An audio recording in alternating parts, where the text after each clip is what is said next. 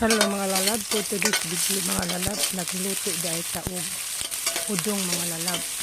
Kanya, kaning sardinas na akong niluto mga lalab, halang-halang na siya gamay mga lalab. Akong bus mga lalab, di papalit o sardinas, halang yung nagibalit. So unahon na ito paggisa ng bombay at saka ahos mga lalab. Kasagaran, inaan-ingon manana ang pagluto sa udong mga lalab. Pero ambot lang sa inyo kung ingana ba sa inyong pag-estima sa pagluto. So, mikos-mikos lang ta ng bombay o ahos mga lalab hangtod nga ma-brown na siya. Kaning udong diri sa Thailand mga lalab, dili siya kay dagko siya grano. Dahil sa Pilipinas ba nga dali ra malata niya, dili kaayo dagko o grano.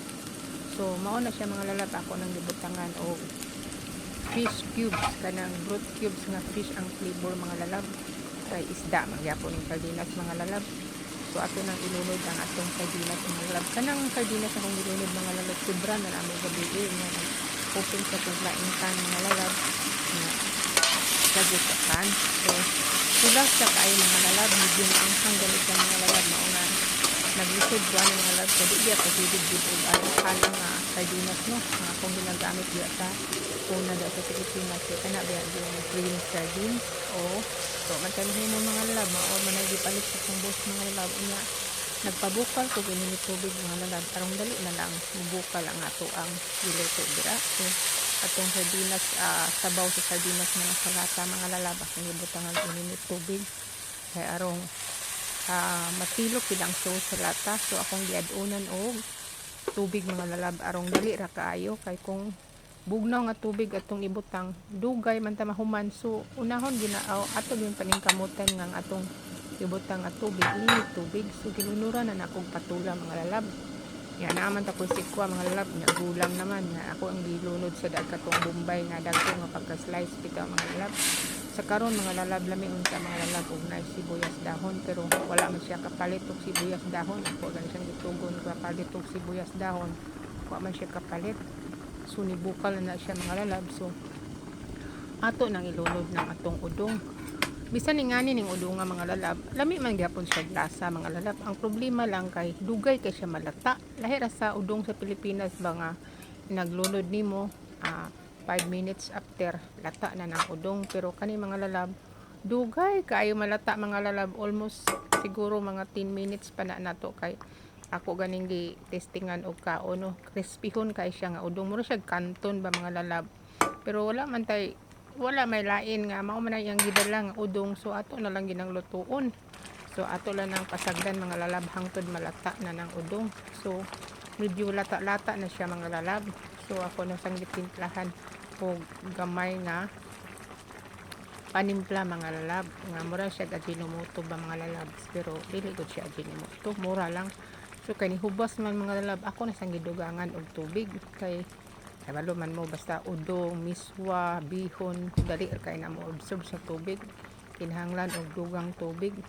So mao na siya mga lalab nga ato na nang imikos-mikos diha hangtod nga maluto na ng udong. Usa na to ilunod ang last na tong ilunod ana mga lalab repolyo. Ako ganing gitilawan mga lalab sa akong kamot mga lalab, medyo gahi-gahi pagid siya mga lalab.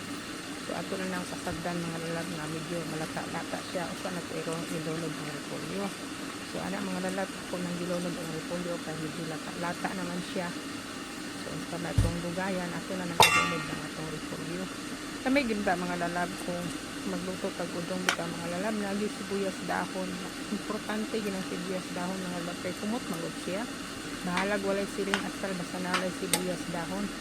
So kana mga lalab hapit na lang siya maluto. Ato lang yapon lutuon ang repolyo nga malata siya kay lisod pud no nga ang repolyo hilaw nya luto ng udong. So palato-lataon na to ang repolyo mga lalab. Thank you guys sa mga nanaw sa akong video dito sa YouTube ha. Salamat kayo ninyo sa iyong suporta.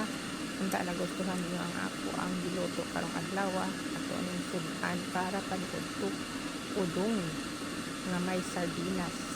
O diba lami kaayo siya kung awon mga lalab diba mapagana atong kaon nga akong gitilawan mga lalab kung tama na bagid ang iyang timpla.